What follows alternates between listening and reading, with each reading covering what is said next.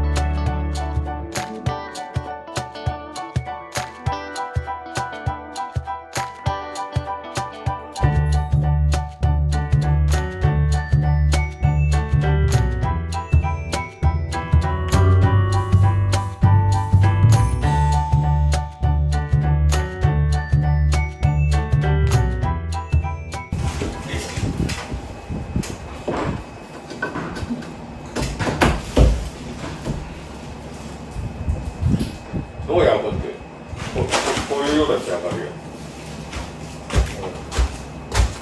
ここは仕方ないじゃん。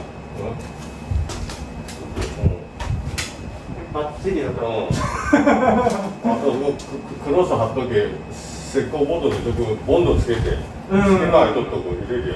そうですね。十分じゃないですか。あと今度はペーパー。粗いペーパー。粗いやつ。細かいやつなんだ。粗いやで削って、あとなんかペンキルかなんか線なんかなんか色つける。こういうような感じやこっちは。